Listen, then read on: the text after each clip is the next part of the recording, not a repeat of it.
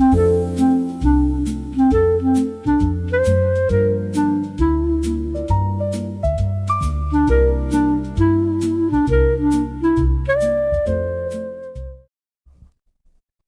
לכם, ברוכים הבאים חזרה לבלוג שלי שקוראים לו קרמיטוק, והיום האורחת שלי היא ליאור קסם חממה. אהלן אסף. אהלן. אני לא הצגתי את עצמי בפעם הראשונה, אני שכחתי, אז אני אסף מקרמיקון, וזהו. הפודקאסט שלנו, אני מדבר עם קרמיקאים, וליאור היא בעצם האורחת השנייה שלי. אני רוצה רגע להציג את ליאור, ואחרי זה תתקני אותי, אולי טעיתי במשהו. ליאור קסם חממה היא אומנית כאילו אוטודידקטית, היא לא למדה באיזושהי מסגרת רסמית, והיא מציגה, אני יודע כמה תתקני אותי, יותר מ3 עשורים כבר, היא בתחום של הקרמיקה. 14 שנים. 14 שנים? כן, בתחום הקרמיקה 14 שנים. אז אני טעיתי. אני כנראה מכיר אותך מזמן. כן. ויש לה, כמו שאתם רואים גם פה על השולחן, יש לה חיבור לעולמות של עולמות פנטסטיים, תיאטרון, קולנוע, תיאטרליות, משחקיות. העבודות פה מדברות בעד עצמם, ההשפעות הן רבות ומגוונות. אני זוכר, אני רוצה לשתף אותך במשהו, אני זוכר פעם ראשונה שאני נכנסתי אלייך הביתה, זה היה מזמן, הייתי בהלם, כאילו, הבית שלך הוא כמו מוזיאון, סלים בכל פינה, ולא רק זה, אלא זה דבר שלא ראיתי אצל שום קרמיקאי, זה כל הצבעי אנדרגלייז והאנגובים, אני זוכר אותם בסלון, אפילו לא למטה, במרתף אצלך למטה, בסלון ופה ושם, כל הבית כאילו כמו איזה איבר כזה, שחי ונושם קרמיקה וחמר. זה נכון, זו הייתה תקופה התחלתית, היא הייתה כזאת, שבאמת ההתרגשות, ועוד לא לימדתי, ועוד לא היו גבולות, וכל ההתלהבות ההתחלתית הייתה ממש ממש חזקה, וכל נקודה בבית שהיא הייתה בעצם, שזה היה איזה ספוט אפשרי לעבודה, זה היה באמצע הסלון, זה היה במרפסת, זה היה למטה במרחב הסטודיו שאיתו אני עובדת, שם אני עובדת עם תלמידים. כן, all over. זה היה חוויה באמת שהכל פועם שם חמר. היום זה כבר יותר ממוקד. היום הכל בסטודיו, אני פחות עובדת בשאר המרחבים של הבית.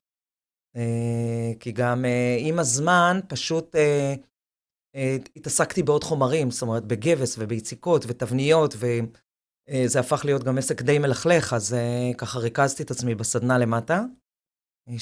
שם קורה הקסם, בגדול.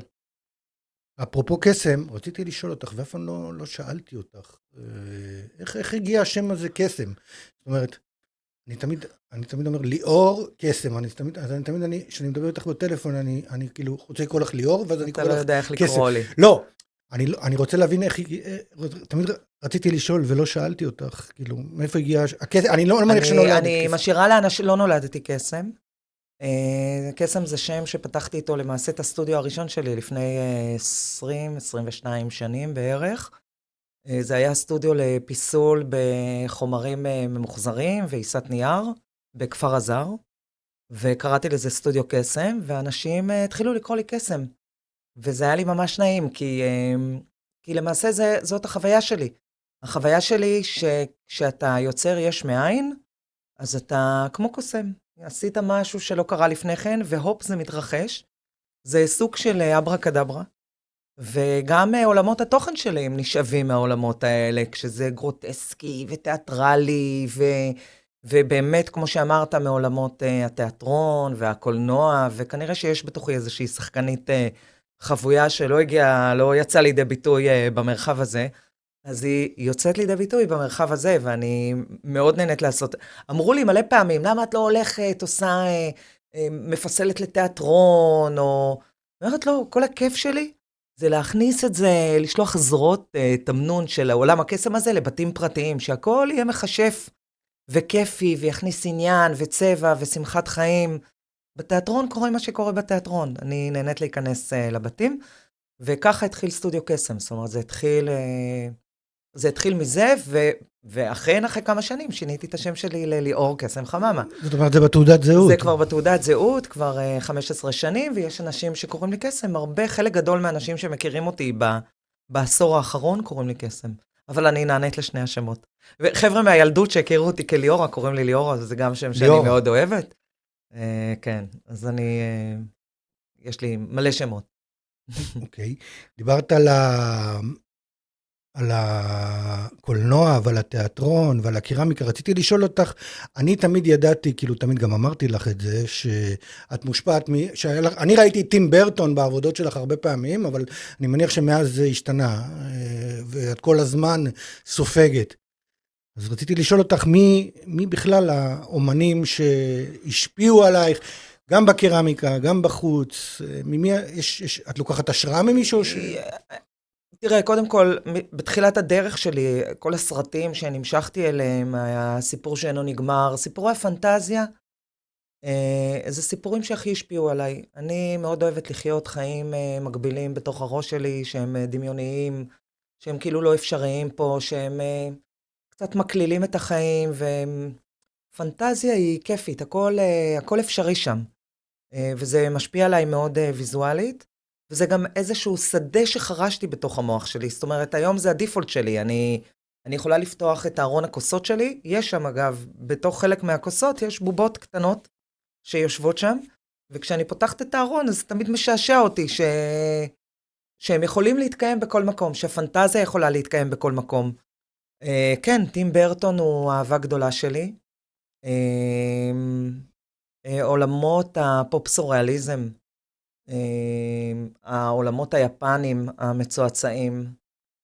יש לי המון השפעות של עולם הצעצועים, משהו שבוגרים כאילו מתחילים להימנע מהם כשהם גדלים, ואני רוצה להמשיך לשחק. אני רוצה לשמור על הטבע הילדי שלי, המתוק, התמים, הנאיבי, בתוך עולם שדורש מאיתנו כל כך הרבה, אז אני מרגישה שהעולמות האלה הם מחזיקים בי איזה תום. גם המשחק בבוץ, וגם התוכן, זה כאילו אני עדיין ילדה. ואני מרשה לעצמי להישאר במרחב הזה, ואני גם נהנית להחזיק כשהם מגיעים אליי תלמידים, הם לא רק לומדים לפסל, אני חושבת שמשהו באינטראקציה מולי, משאיר גם בהם, או מחזיר אותם לתוך מרחבי ילדות שלהם, ומאפשר להם להיות במקום שאנחנו כבר לא כל כך נותנים לעצמנו להיות שם. שאת יוצרת, אמרת שאת מלמדת, ואני יודע שיש לך מלא תלמידים, תמיד רציתי לשאול על המתח הזה בין התלמידים לבין היצירה שלך. את יוצרת עם התלמידים, או יוצרת אחרי שהתלמידים הולכים? קודם כל אני בדרך כלל יוצרת לבד. אני עולה על טייס אוטומט, ואני חייבת את השקט שלי מסביב, שלא יפריעו לי, כי אני נכנסת לאיזשהו זון,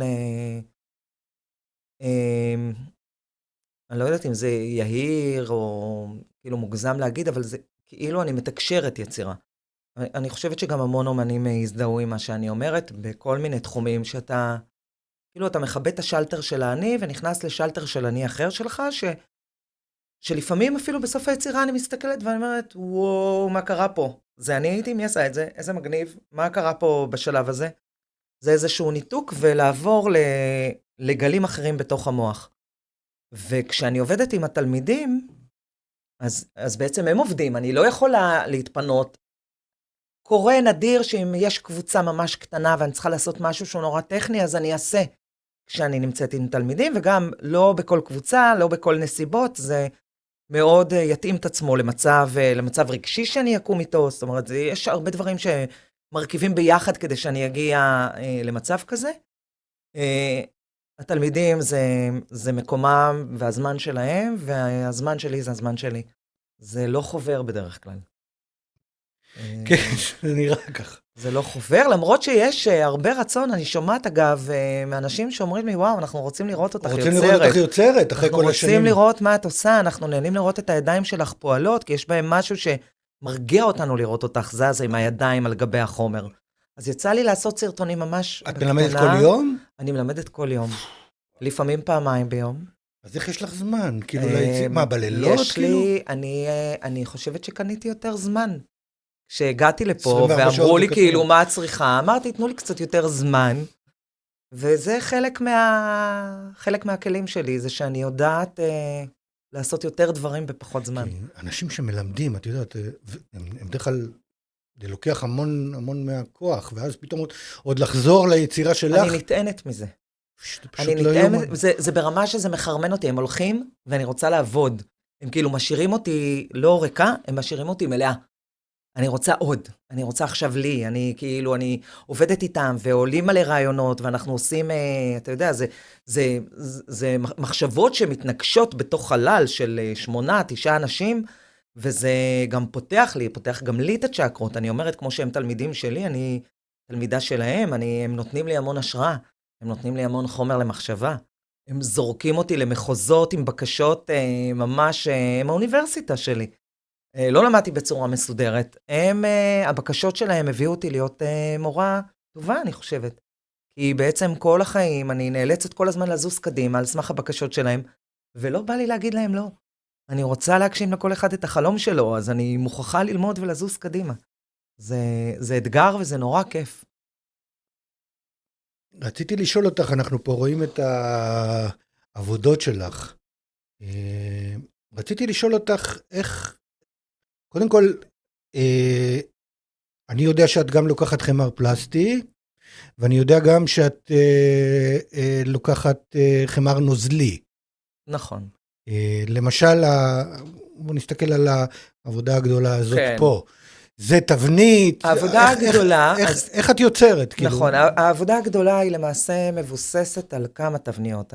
אני גם בונה תבניות, זאת אומרת, אני יכולה לקחת איזשהו אלמנט שמגניב אותי, במקרה הזה זו בובת ראש של בובת חלון ראווה, שעשו אותה כאילו משנות ה-40 נראה לי, זה ראש פלסטי, שקניתי אותו, עשיתי לו יציקה, העברתי אותו כדי לא להרוס אותו קודם דרך החומרים הפולימריים, יצרתי נגטיב, פוזיטיב, נגטיב בגבס, ואז אני עובדת עם החמר הנוזלי שאני מאוד אוהבת שאני רוכשת אצלכם. רגע, את בעצם יוצרת, אני רוצה רגע להסביר, את יוצרת תבנית מגומי? אני יוצרת בעצם למקור, אני יוצרת נגטיב גומי, פוזיטיב גומי, נגטיב גבס, ואז לנגטיב גבס אני יוצרת פוזיטיב עם חמר נוזלי.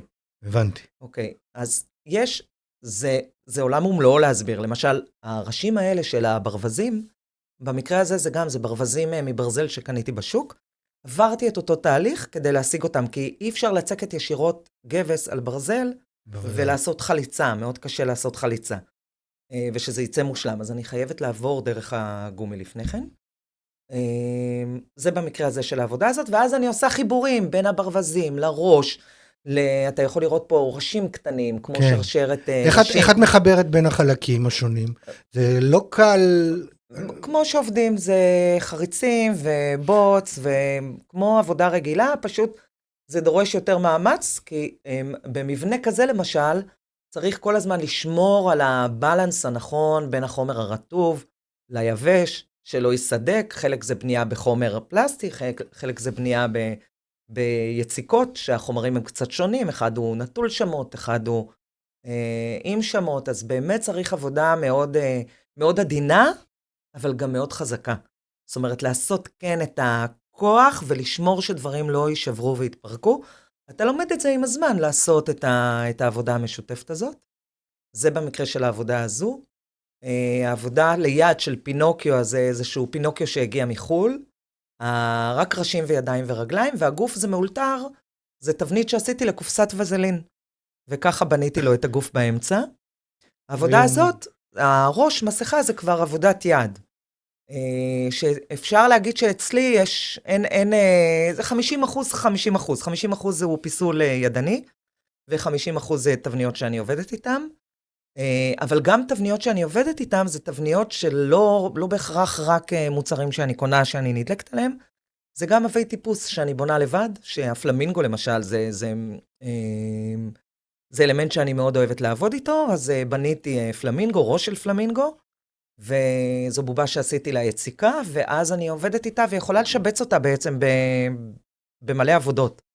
זה היתרון בתבניות, שאפשר לעשות הרכבים מגניבים, להמציא את עצמך כל הזמן מחדש, ובפיסול זה עולם ומלואו, אתה מגיע לגוש חמר, מתחיל לעבוד, יש איזו פנטזיה, ואז פתאום זה הולך למלא מקומות מאוד, מאוד אקראיים, כאילו, לפי הדחף באותו רגע. נדיר שעבדתי, שהייתה לי תוכנית, אולי יש לי 3 עבודות, ואני אגיד שפיסלתי יותר מ1,000 יצירות בחיי. אני יכול להאמין. אולי 3 מתוכן היו עם תוכנית מההתחלה ועד הסוף שהתחיל דרך סקיצה, דרך רישום, והעבודה נעשתה. כל השאר אני מתחילה עם איזה תשוקה למשהו, עם איזה ראייה של משהו קטן, ואז זרם של אסוציאציות. לגמרי זרם של אסוציאציות, ואיזה משהו מבפנים שהוא לא בהכרח מוסבר. אם אני אתאמץ נורא, אני יכולה להמציא פה מילים, אבל זה נורא אינטואיטיבי. רציתי לשאול אותך, וזה קשור למה שדיברת עכשיו, תמיד מפתיע אותי, אולי תקני אותי, אולי אני טועה, אבל את כמעט ולא עושה כלים שימושיים. לא. לא כוסות. לא כמעט. יש לי כוס אחת שעשיתי שהיא שימושית, כוס אחת בלבד. ולא צלחות. לא עושה. מצד שני, אני נתקל בתלמידים שלך שכן עושים. פה ושם כוסות וצלחות. אז אמרתי, הפנטזיות שלהם, אני מוכרחה להקשיב. לא, אני רציתי לשאול אותך, ואני חושב שיש לי תשובה לשאלה הזאת, למה את לא עושה כלים שימושיים בכלל, כי בכלים שימושיים באמת זה מאוד, באיזשהו מקום יש תבנית, יש מגבלה, יש צלחת, יש כוס, אי אפשר לתפוס. נראה לי שאתה עונה על השאלה בעצמך כבר. לא, אני עונה, אני פשוט... אני חושבת שזו התבנית. בדיוק מה שאמרת, זה התבנית. ואני אוהבת לעוף. אז יצא לי לעשות צלחות, עזבתי בציור. ויצא לי לעשות עכשיו כוס, איזה ספל לשתייה בלי ידית, ספל גדולה, כחולה, מחמר כחול. זה חד פעמי, ואני שותה ממנה קקאו כל בוקר. קקאו מאוד גדול. כמות כזו נכבדת, לדעתי יש שם 3 כוסות רגילות. ולא תעשי בחיים סט? אולי, אני לא יכולה להגיד בחיים, כי אני לא יודעת מה יהיה בחיים, הכל יכול לקרוא, אבל אין לי קריאה לזה לכלים שימושיים. אין לי קריאה לזה. גם אם אני אגש לעשות עכשיו משהו שימושי, זה יקבל כנפיים, זה יקבל חדק, יקרה לזה משהו, זה ישתנה. לא, אי אפשר יהיה לשים שניצל על הצלחת שלך. אפשר יהיה לעשות את השניצל, לאכול אותו ביד וליהנות מהצלחת. מתי, אני רוצה לשאול, מתי, אני רואה שאת אמרת שאת עם האסוציאציות וחופשי, וזה נבנה, ואני שואל אם יש רגע מסוים שאת יודעת שהעבודה מוכנה, לעצור, או שאת, יש לך נטייה לא לעצור ולעשות המון דקורציה, עד שמישהו אומר לך די, זהו, יש איזה קול שאומר לך די, או שאת צריכה לעצור את עצמך בכוח. בחלק כן, זה בחלק כן, בחלק יש קול שאומר לי די. כי פה זה פשוט, את יודעת, זה הנה, פה היה, באמת פה היה קול שעצר, וגם פה יש תוספת של תכשיטים קצת וחרוזים טיפה. ופה היה קול שאמר לי, זהו תעצרי, זה מספיק טוב. זה כנראה לפעמים ככה, ולפעמים ככה, אין איזשהו כלל. יש דברים שהם יותר קלאסיים, יותר נקיים, ויש דברים שהם יותר עמוסים. אני אקצין את זה, אם היית יכולה ליצור יצירה אחת, כל החיים, את לא היית מפסיקה ליצור אותה, כאילו משהו כזה, קרמיקה כאילו מטורפת של... וואו, זו שאלה רצינית מאוד, כי זו שאלה רצינית, אם הייתי יכולה ליצור משהו בלי, ולא לעצור אותו. אני רואה בדמיון שלי קיר של, כאילו, אתה יודעת, קיר של, אתה יודעת, של בובות. אני חושבת שזה מייצג, אני בן אדם עמוס בפנים, מלא. היית יכולה לעצור? כאילו, אם לא נותנים לך מגבלה, לא כסף, לא זמן, לא ילדים. אם לא הייתה לי מגבלה, יכול להיות שכל העולם הזה היה נראה ככה, שזה היה גולש ומצפה הכל, אם לא הייתה מגבלה.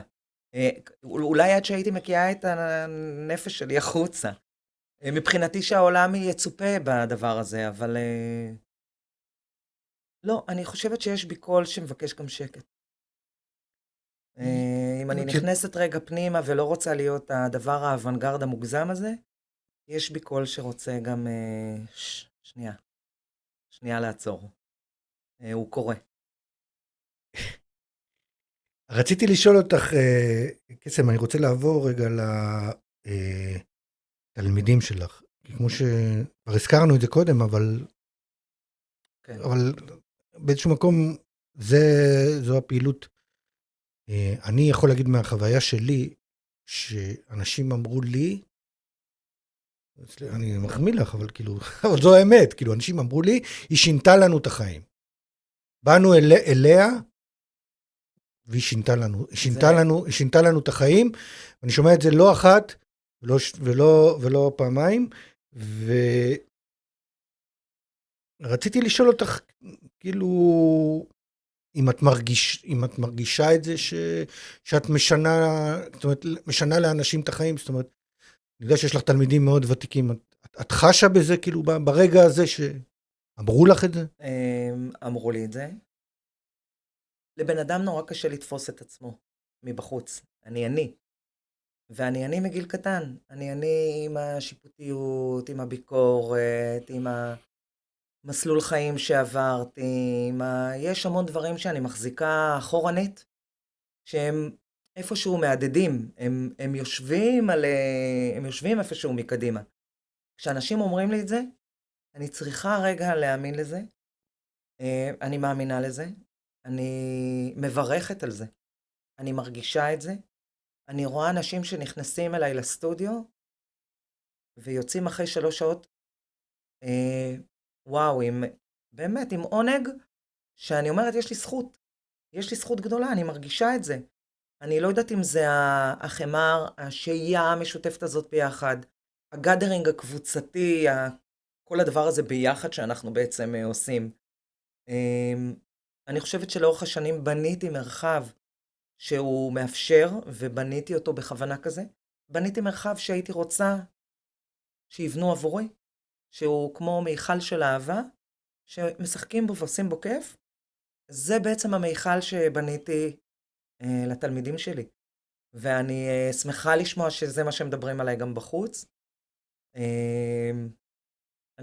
אני יודעת שמדברים עליי כל מיני דיבורים. וזהו, וזה כיף לי, וקודם כל תודה שאתה אומר את זה. לא, לי אומרים את זה. כיף לי לשמוע את זה, כיף לי לקבל עדות של זה דרכך, וכן, כיף. רציתי לשאול אותך לגבי הסגנון שלך. הסגנון שלך הוא מאוד מיוחד, רואים עבודה, אז רואים שזו עבודה של קסם, זאת אומרת, אי אפשר לטעות. זו שאלה קצת טריקית. התלמידים שלך מעתיקים אותך, זאת אומרת, נשאל את זה אחרת, בסטודיו שלך, אם אני אבוא וירצה ליצור רק צלחת, או רק כוס, כאילו, ולא, זאת אומרת, ההשפעה שלך על התלמידים, איך את רואה את זה? זאת אומרת, אם תלמיד שלך, נניח, מפסל ארנב, לא בובה, אבל ארנב מאוד דומה לחתימה שלך, זאת אומרת, העיניים הגדולות, הגבות המודגשות. כן. זאת אומרת, האם את... בטח שזה קורה. זאת אומרת... בטח שזה קורה. אני חושבת שהם מגיעים אליי בגלל שהם רואים את העבודות שלי, והם רוצים כזה. ואיך את מרגישה על זה, שזה בעצם שכפול של עצמך? זה נכון, וגם אני עוזרת להם, אז גם יש כאלה שאני ממש עוזרת להם לשכפל אותי שאני עצמי עוזרת להם לשכפל אותי. יש דברים שאני אומרת, זה נישה שלי, ואני לא נוגעת בה, ויש דברים שאני כן מאפשרת להם. כי זה, כאילו, זה החלום, הם באים, אני רוצה את הארנב, זאת הארנבת הוויקטוריאנית שלובשת את הסמלה, ונראית מאיזה תקופת ברוק, כאילו, את זה אני רוצה, או רוצה. אז בטח שאני אתן להם להגשים את זה. זאת אומרת, אני יודעת שזה נתוני הפתיחה שלהם, הם מגיעים כי הם רוצים, כי הם מצביעים על משהו, כי זה מה שמוצא חן בעיניהם. התלמידים הם מגוונים, ואני מרגישה בסדר עם זה. אני השראה, ואני נהנית להיות השראה. אני בעצם, אם אני עוזרת לבן אדם להגשים חלום, ואם הוא רואה את זה, ואחרי זה גם בונה לעצמו, תראה, יש לי המון מה להגיד בהקשר הזה, אז אני רגע אנסה לסדר את זה בתוך הראש. קודם כל, עזרתי לתלמידים שהגיעו, הם הגיעו כשהם עובדים במקצוע אחד, ועזרתי להם לפתוח סטודיואים, וזה קרה כמה פעמים. ואני יודעת שהסטודיואים האלה, הם יכולים להתחקות על עולמי הפנטסטי. ואני מרגישה שזה כמו שלוחות, ואני אומרת, אין לנו, לאף אחד, אין בלעדיות, והוא לא יכול להחזיק שום דבר לעצמו. בוודאי. כל בן אדם הוא איזשהו צינור של איזה משהו, ולכל אחד יש את הזכות, ואם מישהו רוצה מחר לבוא ולהעתיק את העבודה הזאת שלי, וייצא העתק 100% של זה, יכול להיות שזה יעשה לי איזה משהו בבטן, אבל גם איזה שליטה יש לי, גם אני לוקחת השראה מכל מיני סטודיואים, ומהעולם, אנחנו לא מגיעים דף לבן, אין שום דבר שאנחנו ממציאים 100% מתוך עצמנו, אנחנו נידונים לראות ולהתפתח דרך הדבר הזה, אף אחד לא המציא את הגלגל, יש תלמידים שמגיעים ועושים דברים אחרים לגמרי ממני, כמו שאמרת, יש אנשים שבאים ורוצים לעשות כוס וצלחת, והמטרה שלי היא באמת לעזור להגשים, אם הם עושים את החלומות, את הפנטזיה, אם הם עושים קסם, איזה כיף לי, כאילו הצלחתי, אם הם פותחים סטודיו ומצליחים, הצלחתי כפליים, אם הם יוצאים מאושרים מהסטודיו שלי, אם זה מישהי שקשה לה לצייר עיניים ואני מציירת לה את העיניים, או מישהי שאומרת לי, עכשיו את לא נוגעת בפסל, את מסבירה לי מרחוק בלי לגעת, כי אני רוצה שזה יהיה רק שלי, אז אני בונה דיאלוג עם כל תלמיד, אני מבינה אותו, ודרכו וביחד איתו אני יודעת לעבוד, אני נורא אינטואיטיבית, ואני מבינה איך נכון גם להוביל את התלמיד, וגם איך להוציא ממנו, וגם מה אפשר, מה אי אפשר, ושיעשו. עזוב, גם אם קצת, לפעמים יש לי תקינה ובא לי טיפה לשמור לעצמי, בסופו של דבר אני נורא משחררת. אני אומרת לכולם, להכל יש מקום. לכולם יש את המרחב. זה שיח פנימי שקורה, ואני מאפשרת. מאפשרת ואוהבת.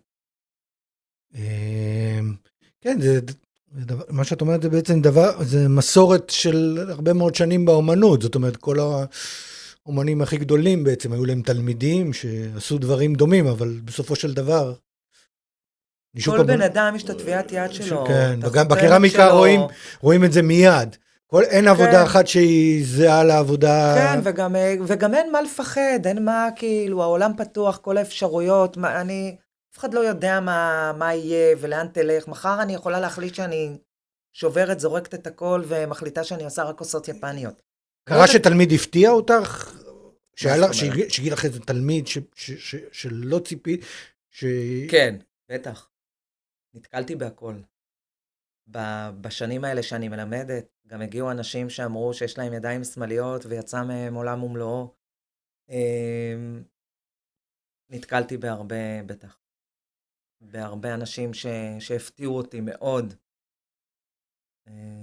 אפילו העליתי פוסט אתמול, עם תלמידה שהגיעה, התחילה לעבוד מאוד בעדינות, רותי שמאי, והיא יוצאת עכשיו עם פיס עם דמויות ריאליסטיות מאוד גדולות, שאני מקווה שהיא תעשה תערוכה בקרוב.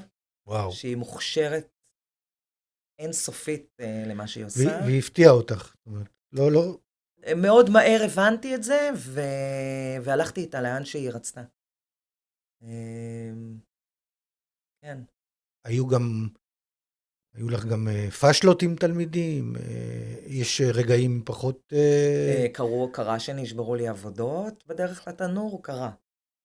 לך קרה עבודה, נניח עבודה כזאת? שלי נשברו עבודות, שלי גם שברתי עבודות.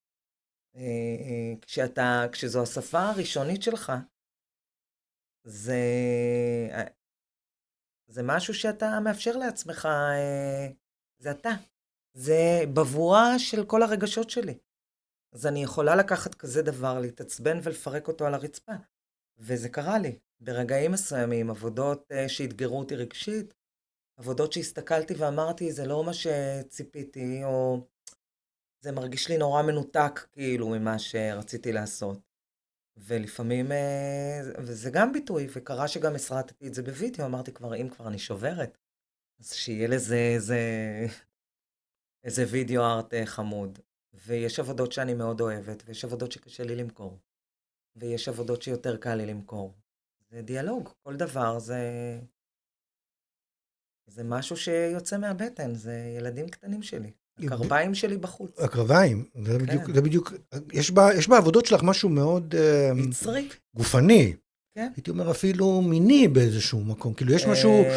יכול להיות, כי זה התשוקה, זה הפה הפעור, אני רואה... כן, זה עוד דווקא, פה יש פיות נורא מקובצים. לא, אבל עם השיניים והקרביים, את כאילו... יש, נכון, אני שלי יוצא החוצה, הרגשות הם יוצאים, אני עוד חושבת שאני עדינה.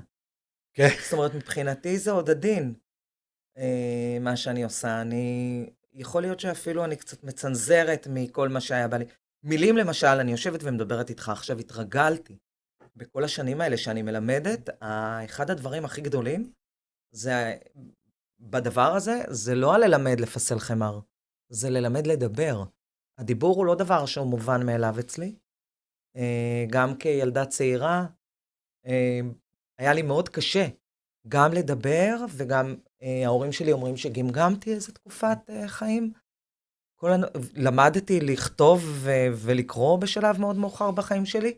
אני זוכרת את הנקודה הראשונה שבה התחלתי ללמד.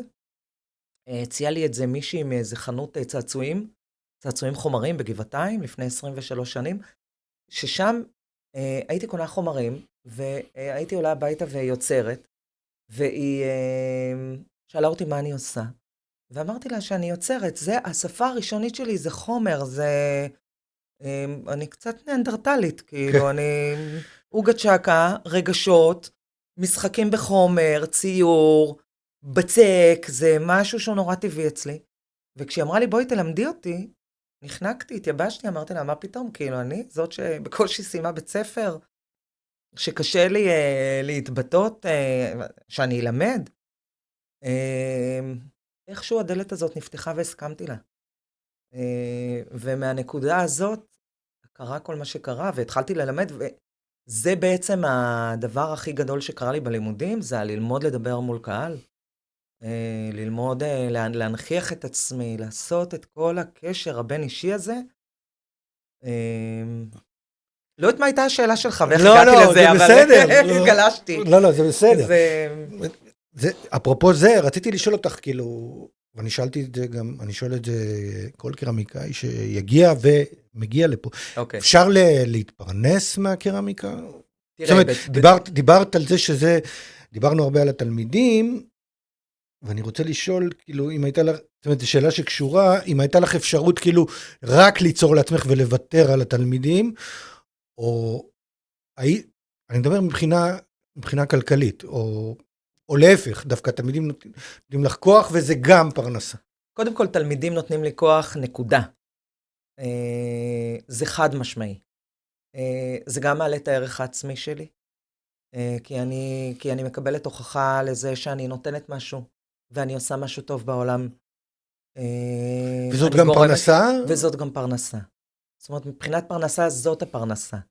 להגיד לך אם הייתי צריכה עכשיו להתפרנס רק מליצור, לשבת בסטודיו לבד ליצור כל היום? אם היה לך אפשרות. לא הייתי לוקחת אותה. הייתי רוצה ליצור, אולי הייתי רוצה לבסט בין שני הדברים.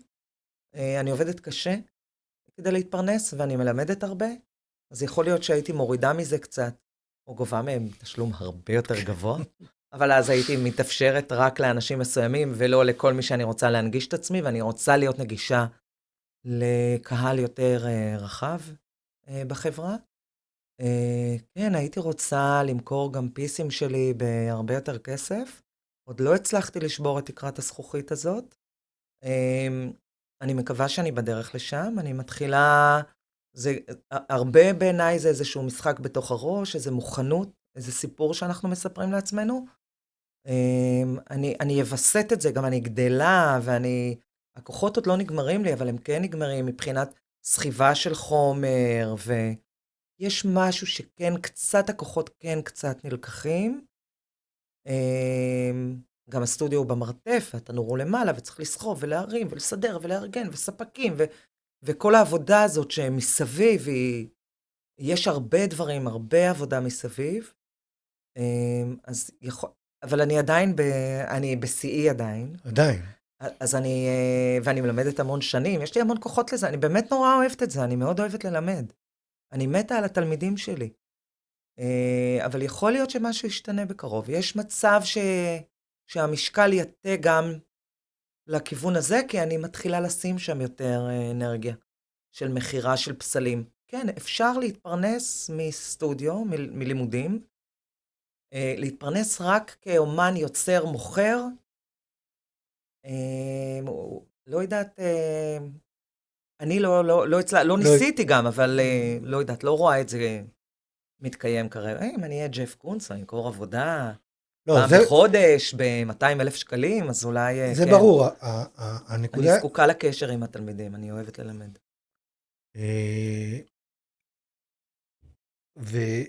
ורציתי, זו שאלה שקשורה,